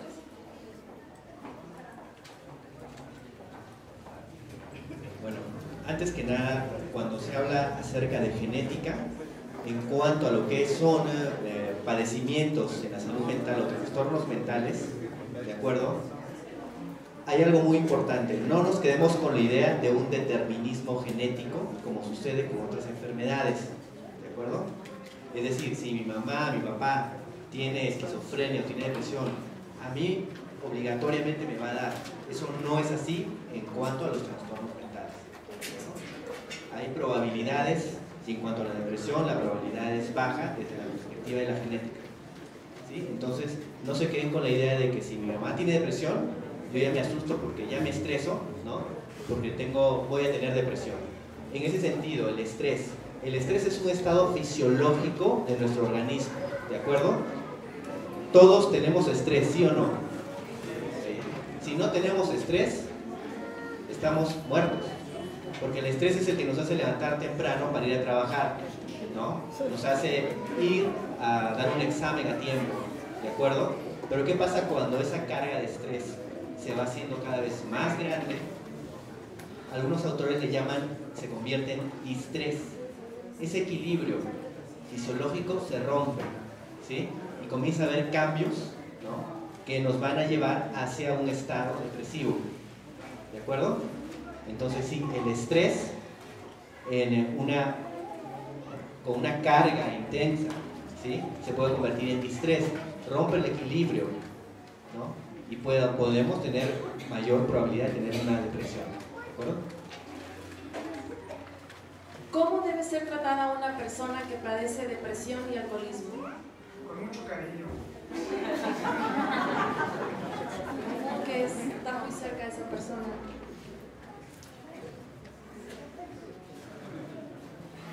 Bueno, además de, como dice Sergio, con mucho cariño, pues en primera, ¿cómo debe tratarla quién? ¿El terapeuta o ustedes? Nada más como para saber la vertiente. La persona, o sea, por ejemplo, yo tengo una persona que padece depresión y hablaba eso alcoholismo. Entonces, ¿cómo debe ser tratada esa persona con nosotros? Con la persona que lo No, pero me pasa. Yo creo que es una pregunta que tiene un truco, porque decir cómo debo tratar a una persona que tiene depresión es nuevamente utilizar una etiqueta para predisponerme respecto de esa persona. Y yo justamente lo que pensaría que filosóficamente no vale la pena es la pregunta, ¿cómo debo tratar a un diabético? Pues como al no diabético. Pues tendrás que tratarlo como esa persona, pero tendrás que cuidar ciertas conductas que pueden ser dañinas para él o para el resto de las personas y poner límites en ese sentido. Y bueno, yo eso es lo que diría, más allá del tratamiento ya médico en su caso y terapéutico, que pues se lo recomendaría pero nuevamente yo creo que hay que, más que ver a una persona como depresiva o deprimida, es qué tiene, y lo decía Anisela, pues más bien qué le vas a tolerar y qué no le vas a tolerar, ¿no? ¿Qué límites le vas a poner y qué límites no le vas a poner? Y yo creo que los límites están asociados a, pues, el límite que no se haga daño a él y que no le haga daño al ambiente que lo rodea, ¿no? Tanto respecto de su depresión como de su otra enfermedad, ¿no? Que sería el alcoholismo en este caso. Eso, límites respecto de sus conductas, no de respecto de la persona. Eso sería.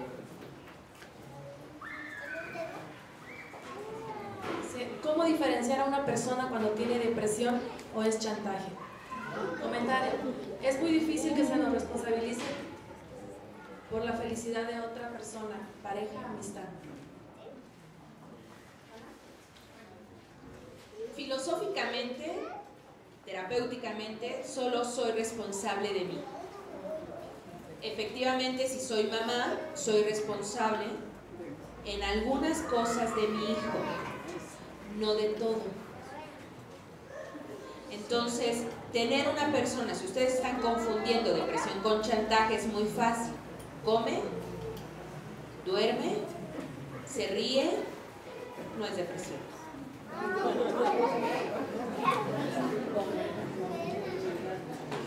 Porque ya vimos que la depresión va más allá. En verdad, la persona que la ha padecido, y algunos de ustedes sí han tenido esta situación, no es algo agradable. Estar deprimido me hace trastorno, por eso es un trastorno, alteración del sueño, de la comida, de la alimentación, de la capacidad de goce, sentimientos de abatimiento, una tristeza constante o continua. Dejo de ver a mis amigos, dejo de asistir al templo, me dejan de importar muchas cosas. Una persona que hace chantaje lo hace un ratito. Una persona que tiene depresión, mínimo 2 semanas. Y Josué mencionaba episodios. Los episodios pueden ser recurrentes y entonces ya me afecta mi vida.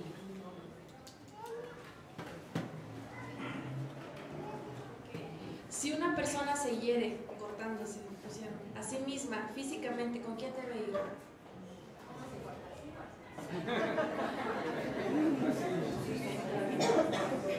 Bueno, sí, es importante, ¿no? Parte de estos cortes se pueden dar en 2 contextos y pueden coexistir. Es decir, una persona con una depresión clínica, un trastorno depresivo mayor, ¿no? Que comienza a tener esta desesperanza, ¿sí? Que ya no le encuentra sentido, ¿sí? Y comienza a tener ideas de muerte. ¿Por qué estoy aquí? Mejor me muero. O comienza a tener ideas de suicidio, es decir, comienzo a planear cómo voy a llevar a cabo, ¿no? O quitarme la vida, ¿sí? Pero hay personas también que comienzan a tener conductas autolesivas, uno lo llama conductas autolíticas, ¿no? Puede ser que esa persona esté con mucha tristeza, puede ser que esa persona esté con mucho enojo, y ese enojo, en vez de dirigirlo hacia el exterior, puede redirigirlo hacia el interior, es decir, ¿no? Comienza a cortarse sin fines suicidas, ¿sí? Está muy asociado a los problemas de personalidad, es decir, trastornos de personalidad, ¿de acuerdo? Relacionado al mal control del enojo, al mal control de la pobre tolerancia a la frustración, ¿sí? Entonces, es importante que a esa persona se le canalice, ¿no? Con un especialista de salud mental, puede ser psiquiatra, psicólogo, para que en una evaluación se determine qué está pasando, ¿no? En esa persona, básicamente. ¿Qué de cierto es que la depresión es ocasionada por falta de una relación con Dios? Y otra parecida, ¿cómo una religión puede ayudarme a no deprimirme o a sentirme culpable y deprimirme? ¿Cómo llevo bien mi creencia religiosa? Eso fueron como 15 preguntas. A ver, vamos a desglosarlas porque si no, alguna estupidez voy a decir. A ver, la primera era... ¿Crees que la depresión es ocasionada por falta de una relación? Nada de cierto. nada. O sea, cuando uno tiene una depresión es una enfermedad, no tiene que ver con mi relación con Dios, tiene que ver con el estado de mi cerebro. Y fíjense, la primera vez que a mí me dio una depresión fui con un doctor y me dijo una cosa que a mí me sirvió mucho después. Me dijo, mira Sergio, qué bueno que viniste, porque esto no se te iba a quitar ni con todos los rezos, ni con todas las ganas. O sea, no es una cuestión ni de echarle ganas, ni de rezar. Es una cuestión clínica, es una cuestión que se diagnostica, que en sus casos se medica y que requiere de un conjunto de profesionales para salir adelante. La depresión como enfermedad. La 2. ¿Cómo una religión puede ayudarme a no deprimirme o todo lo contrario, a sentirme culpable? Yo creo que cómo puede una religión ayudarte a no deprimirte justamente es a no, una religión como yo la entiendo, y a lo mejor aquí no tenemos la misma percepción, una religión es un espacio que te ayuda a aceptarte como eres. Hay dos cosas que tenemos los humanos que son seguras, creo yo. Ustedes saben cuáles son, ¿no? Una es la muerte y la otra, los impuestos, pero los impuestos ni eso, porque ya hay varias maneras de evadirlos. Lo que pasa es que no conocen a mi contador. Hay dos cosas que son inevitables en un ser humano. Uno es la muerte y la otra es que nos vamos a equivocar. No ha habido un solo ser humano en la historia de la humanidad que no se haya equivocado, que no sea falible, que no cometa errores. Una religión nos ayuda a entender eso, a aceptarnos así, a querernos así, a querernos falibles, como Dios nos hizo. Si Dios hubiera querido que no nos equivocáramos, nos hubiera hecho de otra manera.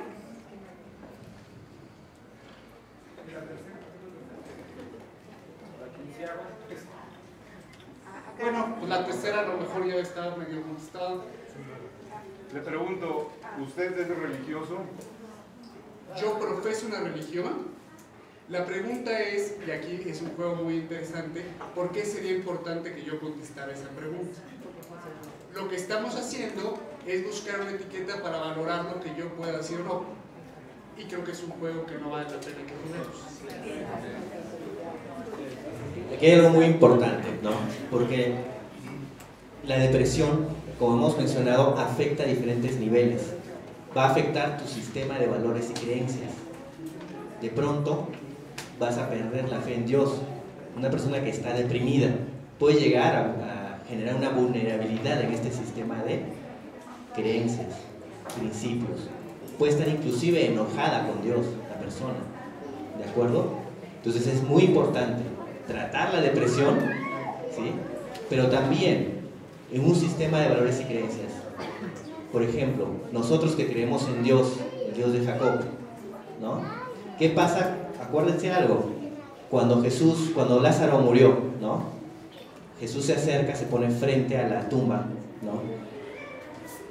¿Qué dijo? ¿Se acuerdan? Retiren la piedra. Para él hubiera sido sencillo, probablemente, retirar la piedra. Pero ¿por qué dijo que retiren la piedra? Porque hay cosas que tenemos que hacer nosotros. Lo que uno tiene que hacer, Dios no lo va a hacer. ¿Okay? Si uno tiene diabetes, ¿qué tenemos que hacer? Ir con el endocrinólogo. Si a uno le da un infarto, ¿a dónde vamos? Okay. Pero también tenemos que orar. ¿De acuerdo? Por el cardiólogo, por el psiquiatra, ¿no? Por uno mismo, ¿no? ¿Para qué? Para que realmente nuestra fe sea una herramienta, ¿sí? Una fortaleza. ¿De acuerdo? ¿Es normal estar en tratamiento por muchos años? Aquí dice 30 años, por ejemplo. Y eso ya es otra enfermedad, o hemos sido engañados por terapeutas, o qué pasa, ¿es dependencia? Es normal estar en tratamiento por muchos años, dicen 30, por ejemplo. Sí. ¿Es enfermedad o hemos sido engañados por los terapeutas? ¿O qué pasa? ¿Es dependencia? ¿Y cómo tratarla?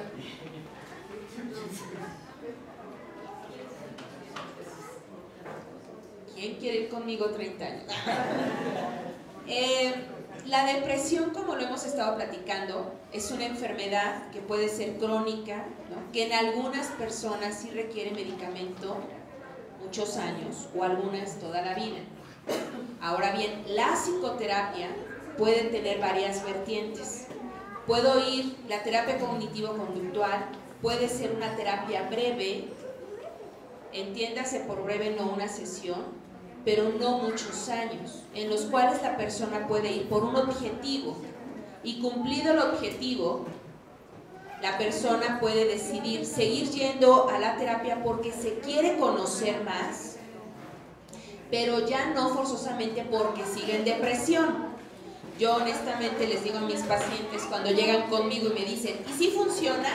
Dije, pues mira, vamos a trabajar, vamos a ver si tenemos una buena relación terapéutica, pero si en un mes tú no ves ningún cambio, cambia de terapeuta. Porque no todos los terapeutas somos para todos los pacientes.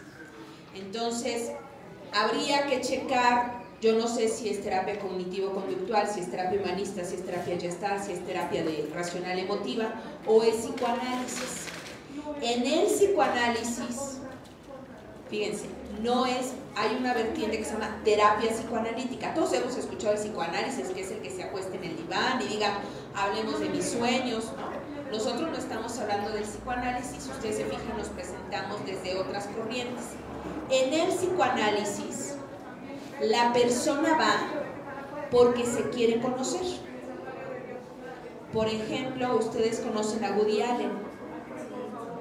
Woody Allen lleva años en psicoanálisis, años, pero él va porque ahí sale su creatividad para hacer películas. Octavio Paz fue también muchísimos años al psicoanálisis, pero no fue por cuadro depresivo. No sé si les contesto un poco de, no es adecuado hacer esta relación tan larga, al menos que me digan que psicoanálisis, porque el objetivo del psicoanálisis no es la enfermedad, sino es que la persona se conozca a sí misma, se vaya a los rincones más oscuros de su vida, y es una vertiente válida. No todos los psicólogos somos psicoanalistas, no todos los que leen el psicoanálisis o aplican el psicoanálisis son psicoanalistas. Hay terapeutas psicoanalíticos que también puede ser una intervención breve. Yo he tenido pacientes años, 2 años, 3 años, pero porque ya no me llegan con depresión, sino me llegan con sus enfermedades amigas. O sea, ya me llega un cuadro más complicado y entonces eso hace que la persona requiera más tiempo en la intervención para ir dejando poco a poco los medicamentos, y quizás si tenemos un buen pronóstico que terminen todos los medicamentos, o en algunos casos aún terminando la terapia requiere estos medicamentos.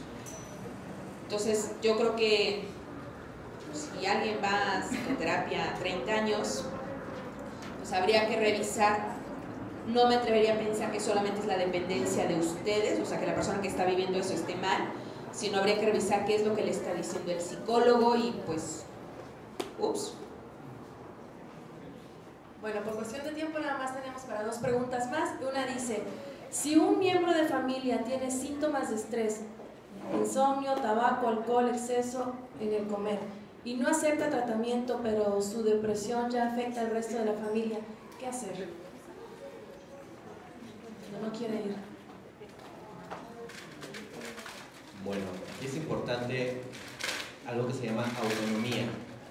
Nosotros no podemos, ¿no?, vulnerar, si alguien es autónomo, es decir, no ha perdido sus facultades mentales, ¿no?, pero es una persona que decide comer de esa manera, ¿sí?, que está aparentemente con síntomas depresivos, no sabemos, ¿no?, y otros problemas más que ya no me acuerdo de la pregunta, pero es importante que se le invite a una evaluación.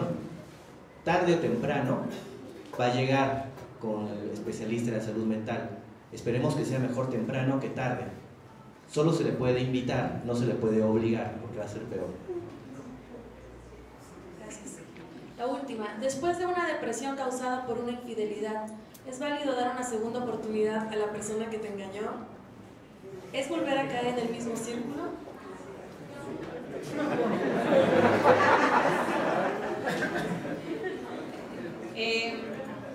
Tengo la formación como terapeuta de pareja y cada vez estoy convencida, o cada vez estoy más convencida, que la fidelidad es un concepto único e individual de cada pareja.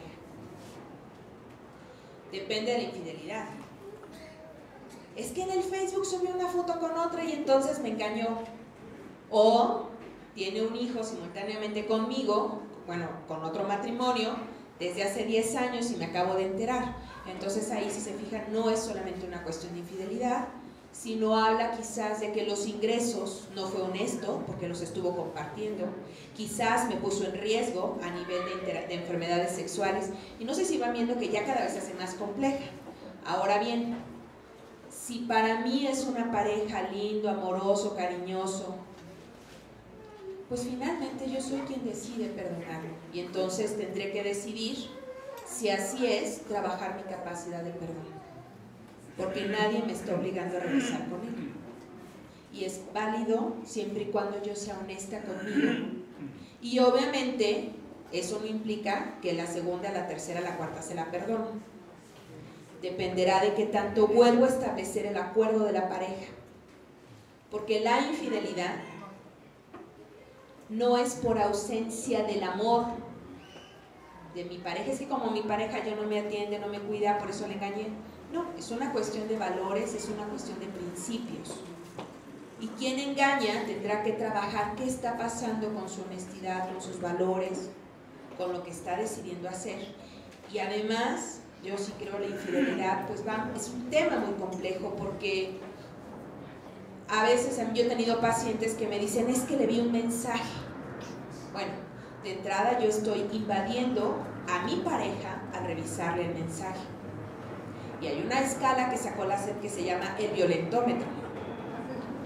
Porque en las parejas no está viendo el respeto. Entonces mejor yo le tendría que decir a mi pareja, Sergio, haces esto y esto y esto, y estoy dejando de confiar en ti,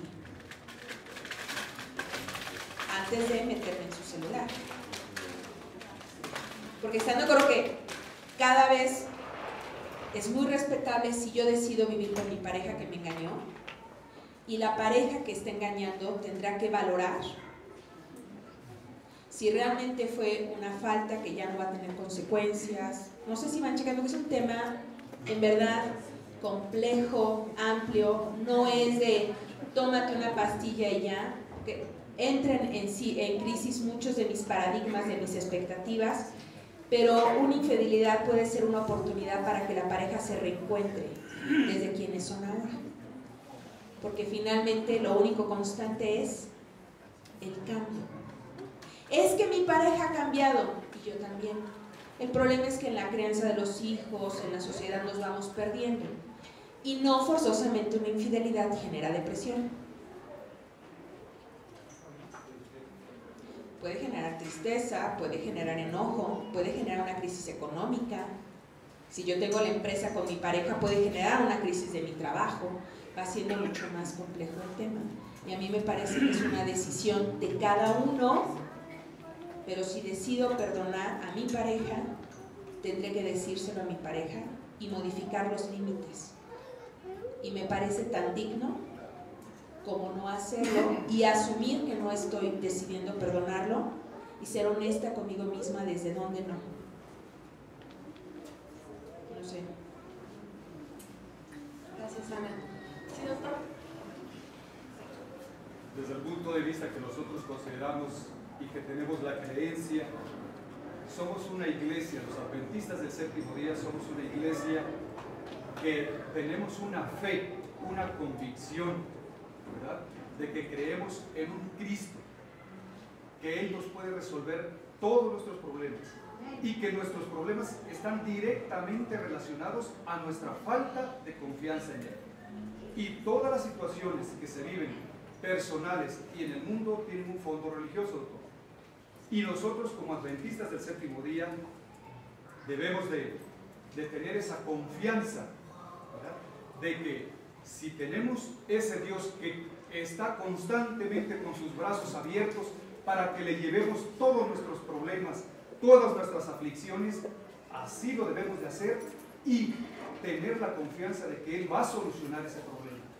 Antes de ir con el especialista, es más, primero es una urgencia y menos una urgencia quirúrgica, ¿verdad? Tenemos que hacerlo, tenemos que consultarlo con nuestro Dios.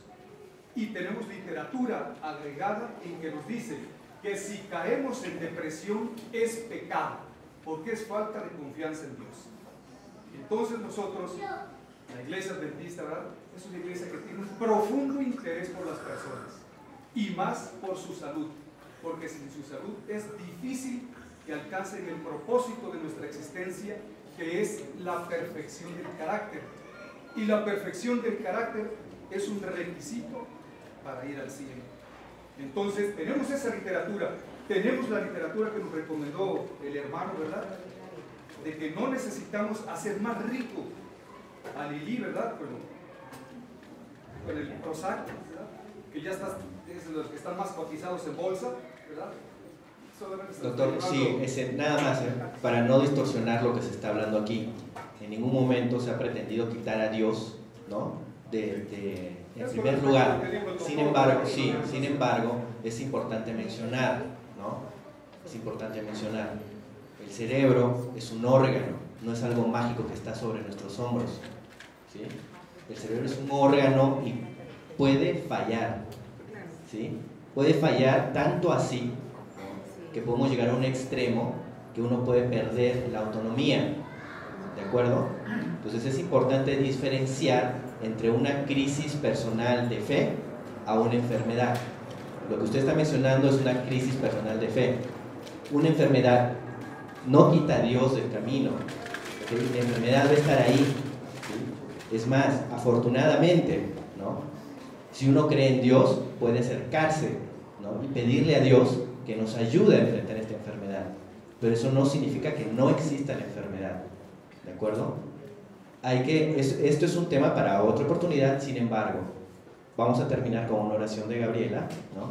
Y pues fue una experiencia muy interesante y nos dio mucho gusto, hablo por mis colegas aquí, el compartir con ustedes. Muchas gracias.